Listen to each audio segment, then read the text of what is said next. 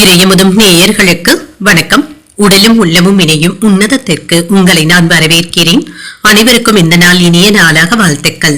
இன்றைய நாள் உங்கள் அனைவருக்கும் நல்லதே நடக்கும் என்று உங்களுக்கு நல்ல நாளாகவும் இருக்கும். இந்த வீடியோ உங்களுக்கு பிடிச்சிருந்ததுன்னா லைக் பண்ணுங்க, உங்களோட ஃப்ரெண்ட்ஸ்க்கு ஷேர் பண்ணுங்க, உங்களுடைய கருத்துக்களை கமெண்ட் பண்ணுங்க. மறக்காம இறையமுதும் சேனலை சப்ஸ்கிரைப் பண்ணிக்கோங்க. இன்றைய தினம் குரோதி வருடம் பங்குனி மாதம் 27ஆம் நாள் 10/4/2025 ஏப்ரல் மாதம் வியாழக்கிழமை. இன்று பிறந்த நாள் கொண்டாடும் நேயர்களுக்கும் திருமண நாள் கொண்டாடும் தம்பதியர்களுக்கும் எங்களின் மனமார்ந்த வாழ்த்துக்கள். இன்றைய தினம் சூரிய உதயம் 6:06. லக்னம் மீன லக்னம். இன்றைய தினத்திற்கான திதி துவாதசி அதிகாலை 1:16 வரை இருக்கின்றது. அதற்கு பின்பு திரையோதசி வருகின்றது.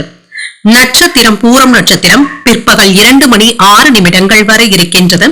அதற்கு பின்பு உத்திரம் நட்சத்திரம் வருகின்றது. நல்ல நேரம் காலை 10:30 முதல் 11:30 மணி வரையிலும், மாலையில் நல்ல நேரம் இல்லை.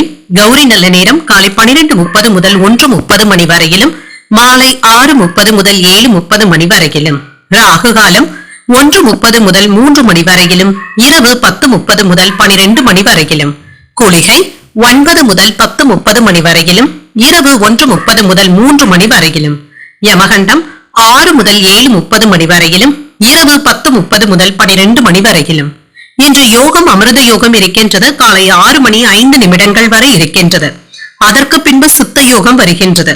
இது பிற்பகல் 2:06 வரை இருக்கின்றது. அதற்கு பின்பு மரண யோகம் வருகின்றது. கரணன் 3 முதல் 4:30 மணி வரையிலும். இன்றைய தினத்திற்கான சூலம் தெற்கு பரிகாரம் தைலம் சந்திராஷ்டமம் திருவோணம் மற்றும் அவிட்டம் நட்சத்திரக்காரர்களுக்கு. திருவோணம் நட்சத்திரக்காரர்களுக்கு பிற்பகல் 2:06 வரை சந்திராஷ்டமம் இருக்கின்றது. அதற்கு பின்பு அவிட்டம் நட்சத்திரக்காரர்களுக்கு சந்திராஷ்டமம் வருகின்றது. இன்றைய நாள் உங்களுக்கு ஒரு மகிழ்ச்சியான நாளாகவும் மன நிறைவுடன் கூடிய நாளாகவும் அமைய வாழ்த்துக்கள்.